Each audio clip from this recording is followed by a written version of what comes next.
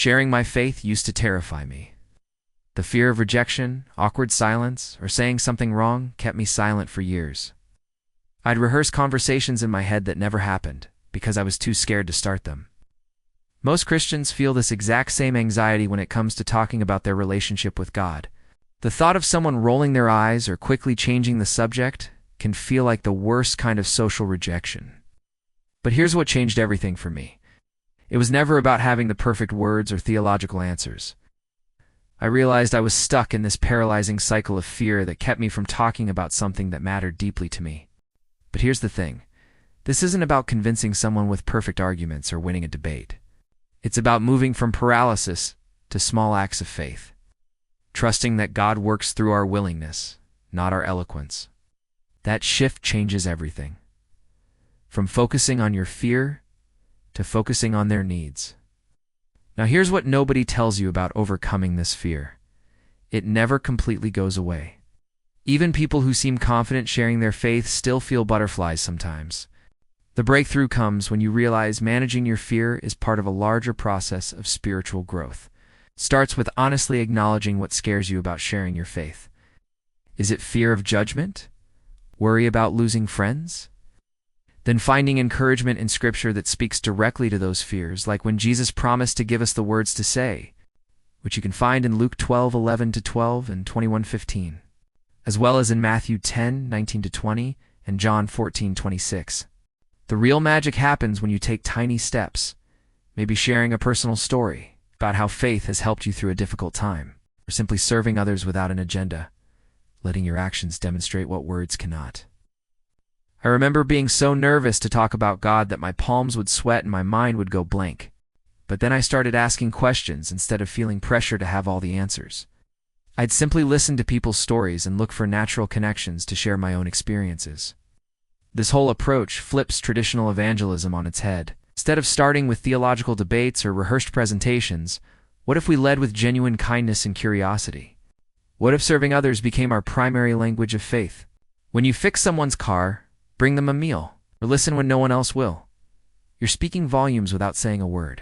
This approach makes faith tangible rather than theoretical, showing its practical impact in everyday life. And honestly, people are way more interested in seeing faith in action than hearing another sermon. One time I was helping a neighbor move furniture, and they asked why I was so willing to help. That simple question opened a door that no rehearsed speech ever could.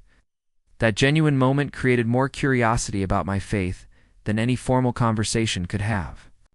The most powerful testimony isn't a perfectly crafted speech. It's a life visibly transformed. Think about how Jesus approached people.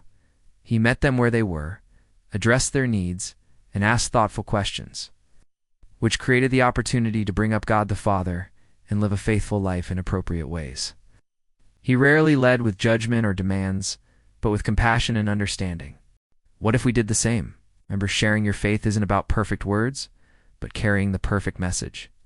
When you speak from your heart about what God has done for you, God speaks through you. Your story has power because it's authentic. No one can argue with your personal experience. Truth is, people are searching for something real in a world full of superficial connections.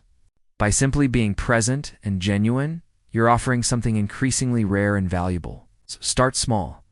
Maybe invite someone to coffee with no agenda beyond getting to know them better. Watch how these tiny steps of faith gradually build your confidence over time. The greatest evangelism tool isn't a memorized presentation. It's an authentically transformed life that speaks volumes. Combined with the courage to put your experience into words when the moment arrives. Leave a comment in the comment section below about how you are overcoming your fear of sharing. By doing so, it could make a difference in someone else's life, by helping them to find the courage to do the same. If this video inspired you, please click the like and subscribe buttons below. It will help YouTube to recommend it to more people. Thank you, and we will see you in the next video. God bless. Before I end this video, I would like to add here that I have written a pocket-sized waterproof end times handbook. It is something I give away for free. It is a free download that you can print on your own, or you can send me your address, and I will send you a free waterproof copy. They are printed high quality with very tough edged seal lamination, so only a fire would damage them. How else will they last up to and through the end times? I have 50 of them left in stock. I will print more as soon as I am able. If you would like a copy for yourself, look in the video description below for details. I would like to add here that I work a 9-to-5 job and live paycheck to paycheck. So if someone feels inspired, I could use help with the printing and shipping costs of the handbook. Keeping it completely free for people is very important. No one should have to pay for things like this. So if you are able and would like to help in this endeavor, please see how in the video description below. This would help me be able to print and ship more of them to more people, or someone may want a larger number to hand out themselves.